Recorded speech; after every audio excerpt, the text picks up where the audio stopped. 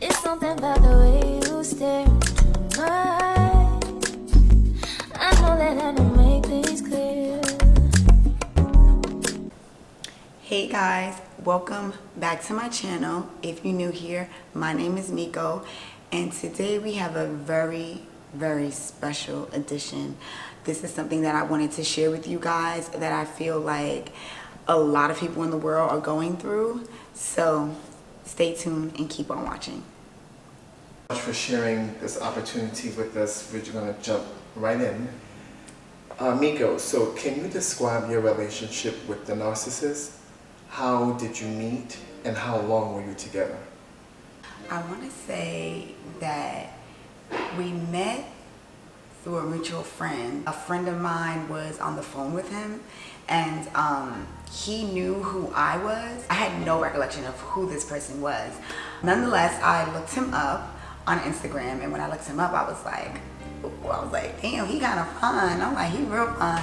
So I didn't contact him or anything like that. It was just like a mental note, like, you know? So then a couple months passed, and I was working at a hair salon. So in the hair salon, I was the stylist that was right in front of the window. So as I'm like doing my client's hair, and I'm like doing her hair, whatever, and the window is kind of like on this side, I look over and I'm like, oh wow, like that's the guy that she was telling me about. So I kind of like called him over, and he was just like, oh my God, hi, whatever, because again, he already knew who I was. Can you tell us how long were you together? I was with him for about 13 years, I want to say. That's a long time. Very. We got together in, I want to say, 2011, somewhere around there. When did you first realize that you were in a relationship with a narcissist? Oh God, that's a great question, because I feel like a lot of women and men might not actually realize that they're with a narcissist until, I don't know, maybe something either clicks, as if like this person is very egotistical or very entitled, or I think even those things are like, they're so minute, you won't actually think that this person is a narcissist, because that doesn't seem to give narcissists. I could be anyone. I could be a friend, a family member, a mother, a brother, a sister, whatever. But I noticed when COVID came, I feel like it was heightened so much because we were stuck in the house for literally like a whole year. We had been home, and you had nothing to do but to focus on who you're around. So yeah, I think that was like the first initial time that I even thought that this man was narcissistic. The follow-up question would be, can you describe some behaviors or actions that the narcissist exhibited during your relationship? The initial one that I noticed was the grandiosity of his actions. Everything he did was very much so like, had to do it big, seemed very much like a show off. Also very charming, might I say. Super charming. He would charm anyone, your mother, your father, your friends, everyone. The selfishness, very much just selfish. Everything was about him, surrounding him, his world, everything had to do with him. He was not concerned with anything that had to do with me unless he was trying to get something from me. It was like if he did something for me, it was definitely some form of payback. It wasn't just like genuine at all. Did the narcissist ever try to manipulate or control you in any way? If so, can you provide some examples? Narcissists that's their whole game. Their whole game is to manipulate and try to get power. You know what I'm saying? Like they want to control, they want to do anything that's going to make you fall in line with whatever they want you to do. You know, our relationship, it was so different because, okay, so let me just explain a little bit about the beginning stages of when you're dealing with a narcissist. So when you're dealing with a narcissist, it starts off with like love bombing, where they put you kind of like on this pedestal, and they tell you, oh my God, you're so beautiful, you're so pretty, you're better than this person, you're better than that person.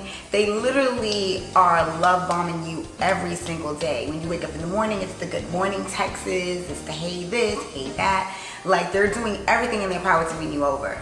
And when they feel like they have won you over, then all of that stops. and then you kind of start leading into the devalue stage. When did that transpire? How long in your relationship did the love bomb stop and you really noticed the true person? He was good, I will say good. When I say he wore that mask because like I said in the beginning, we were together for like 13 years. So I want to say initially, because I came on to him and I had an interest in him first, it didn't really seem like love bombing. That's where it gets tricky because every narcissist is kind of different. He did put me on a pedestal. He made me feel like we were soulmates, we were gonna be together forever, we were gonna get married, and you know, all the fluff. The next question we have is, how did you feel about the relationship while you were in it?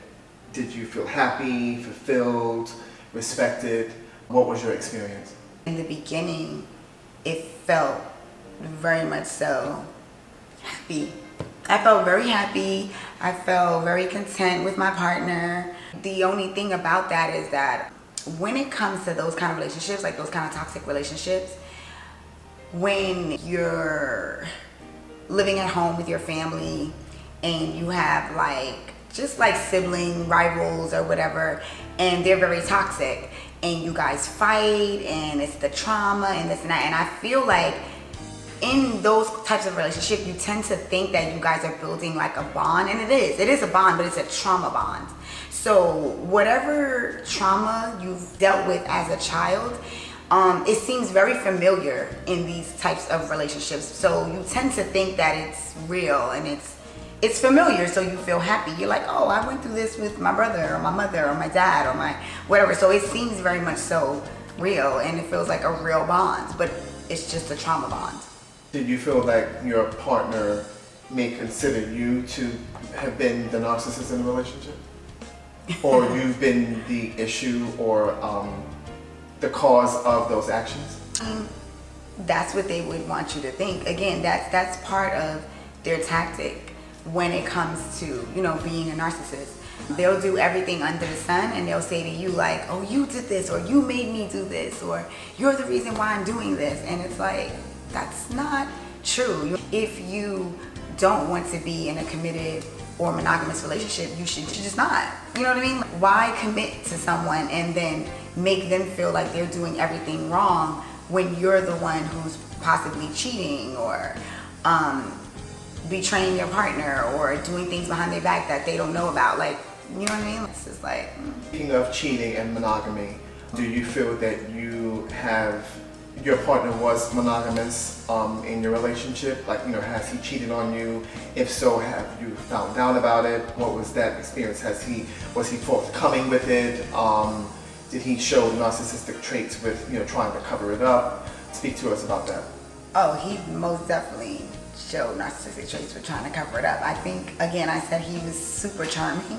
So in the beginning, you know, it feels like love and it feels like this is my soulmate. So you kind of are not paying attention in these kind of relationships, and that goes to a huge factor when it comes to this, red flags.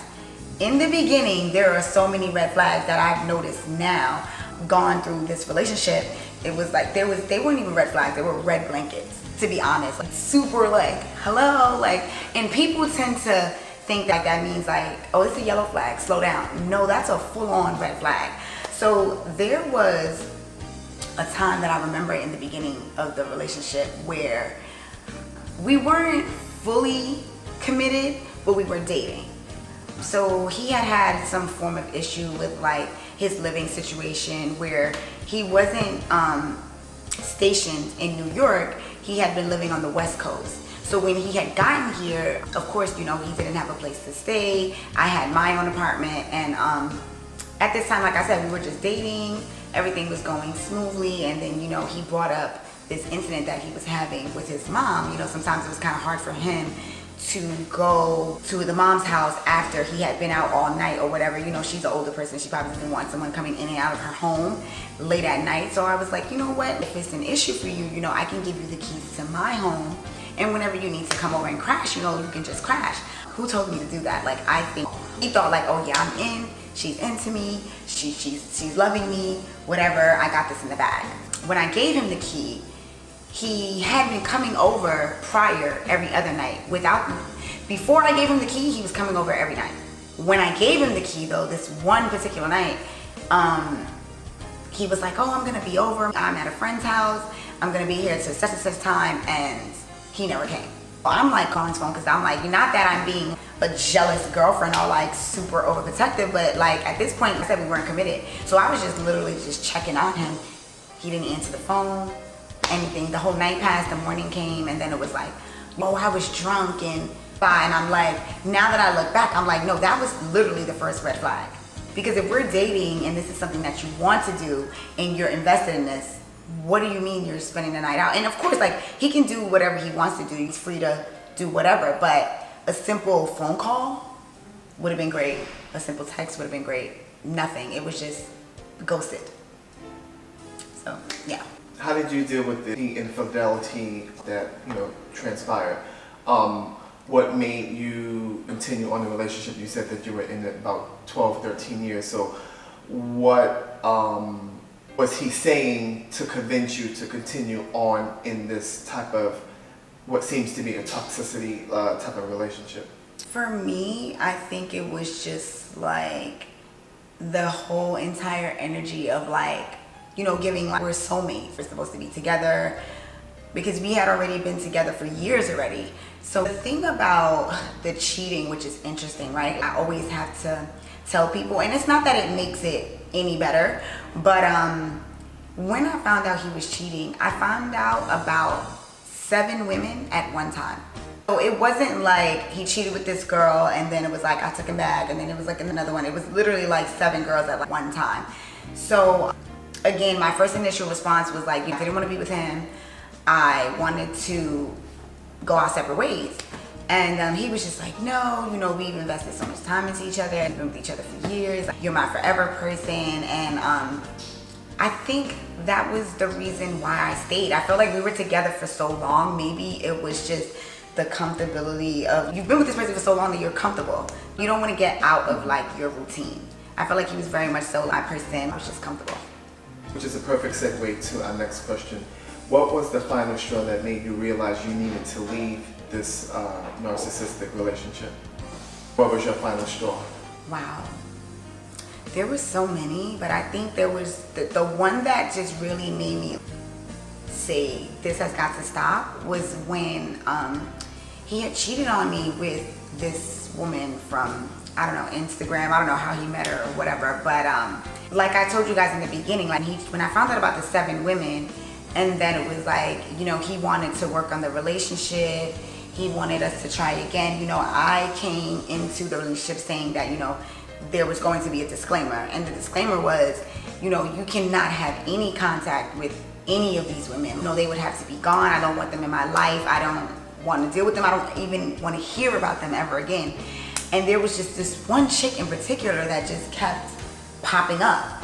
And I had told him that I didn't even want to hear about any of these women. I feel like to give you a clean slate, we would have to set some guidelines and some boundaries, and he just broke all the rules. And when I saw that, I was just like, yeah, we're not gonna go anywhere, we're not gonna grow, we're not gonna build anything. He was so comfortable with the fact of like just disrespectful and like playing in my face that he literally always thought I was just gonna like take him back. So with that type of mentality, I think like he had gotten so used to me probably saying, yeah, I want to work it out or whatever, that he would now thinks he can do whatever he wants. So it just got to that level where I was just like, no, I have to take control of my life, especially at the point where it's like now I have a 2-year-old and my daughter's getting older. My daughter's 16, and I was just like, I don't want to show her that that is a healthy relationship. Like, that's not healthy at all. You know what I mean? So I had to take control of my life when it came to that. Speaking of your children, you mentioned, do you share any children with this narcissist? And if so, how has your partner been with raising that child? How, have you seen any strange traits that they, deal with children differently than he would with you, being as though, you guys are in a relationship? Like, what is the difference in characteristics on how they deal with your kids versus, you as the mom? To be quite honest, there's no difference. when you're dealing with a toxic person or even a narcissist, because I'm not going to say that everyone is narcissistic, but even just on the level of being toxic, when you come from an angle of not having empathy, you don't have empathy for children as well. Even if they're your children, they don't have empathy. That's so you do share a child with this I person? do. I share a 2-year-old son, and yeah, when I decided to call it quits, we broke up. I want to say in like November of 2021, and literally when we broke up, he abandoned my son. There was no seeing him, there was no checking in, there was nothing, just literally ghosted.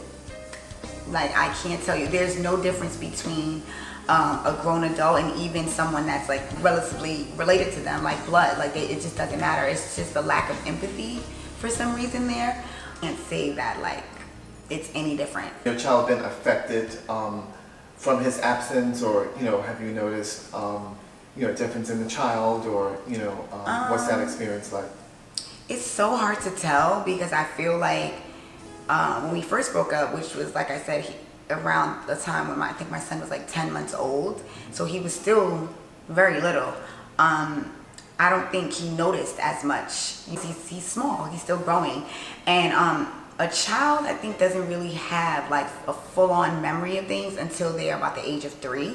So because he's so young, I don't know if it affects him. I'm pretty sure it does in some way. This person was around and they are no longer around. So it's just that like they can't display their emotions.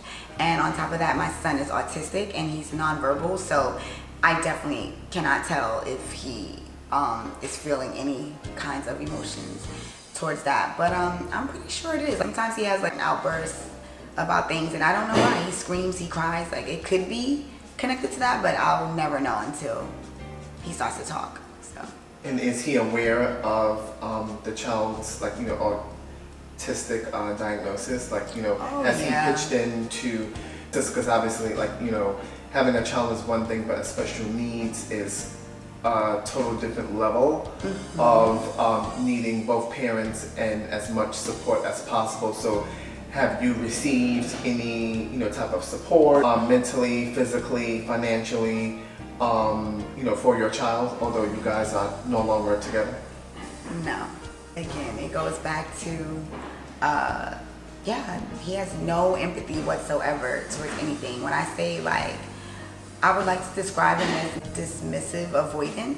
He has no empathy. He hasn't helped me emotionally. He doesn't check in on him to see what's his progress. I want to say the last time we spoke was around February of this year, and we are now in July, and I haven't heard a word. He doesn't know his son's whereabouts. He doesn't know his progress. He is not financially helping me with anything, again, emotionally, mentally. He does not play a part in anything that's going on with my son. Do you feel that your partner's narcissistic behavior and traits stem from his childhood? Are you familiar with, his upbringing? Was his parents present? Where do you feel that the toxic traits and the narcissistic behavior sort of stems from? I definitely feel like it's definitely a childhood trauma. I want to say, from what I witnessed, I think he does have mommy and daddy issues. His mom and dad were together at one point, and then they got divorced, and then the dad remarried, and then the mom also remarried. But for the most part, from what I see, I've never met the dad because the dad passed away right at the beginning when we first started dating. I think we were like a month in, and the dad passed away, God rest his soul. But yeah, from what I see, I feel it stems a lot more from the mom. It gives very much so an enabler, pretty much. I don't know the full details. I wasn't there.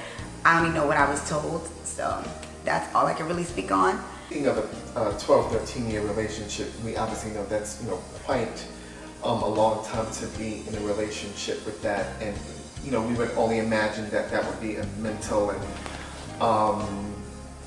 a mental toll on anyone to be in that type of environment, having to have experienced those traits, and so that is what leads us to our next question. How did you heal from the experience of being in a relationship with a narcissist? Like, how were you able to, get your emotions into tact and really boss up to be, a mom and, a career woman that you are?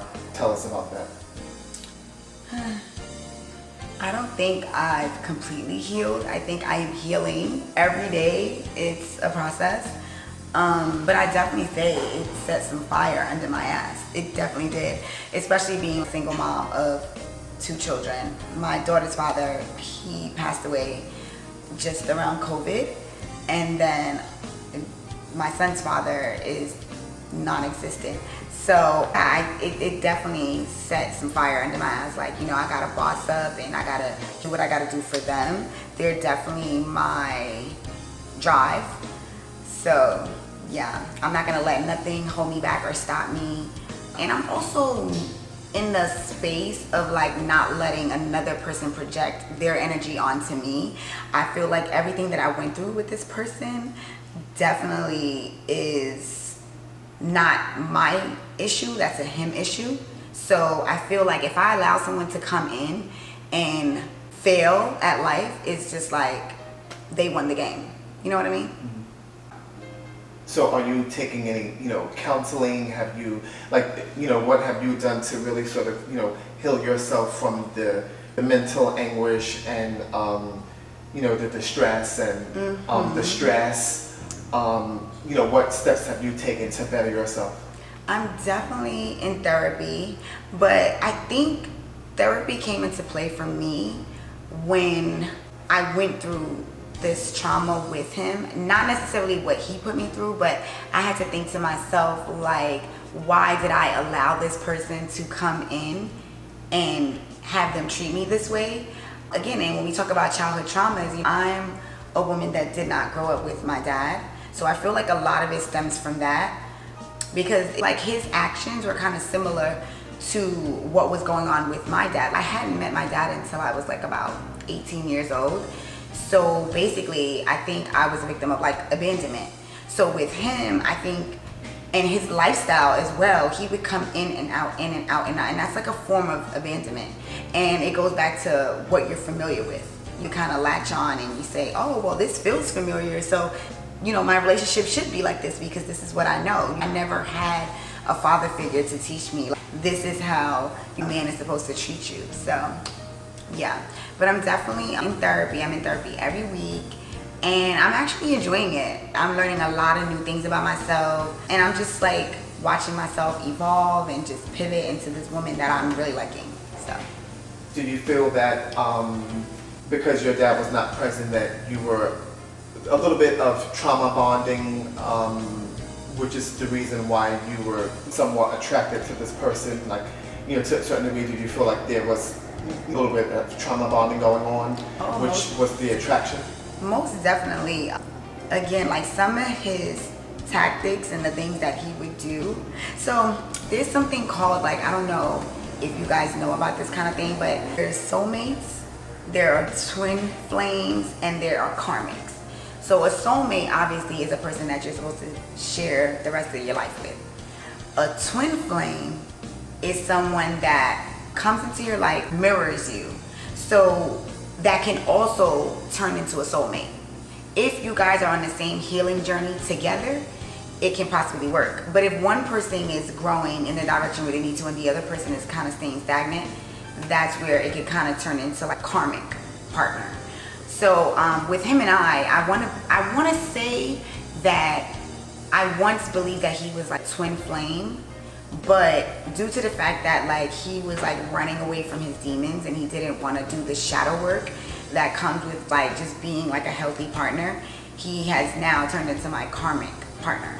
So yeah, there was definitely a lot. Like I said, I don't really know my dad as good as I should have known him if I grew up with him, but there's definitely some similar like familiarities with his characteristics and my dad just being not around.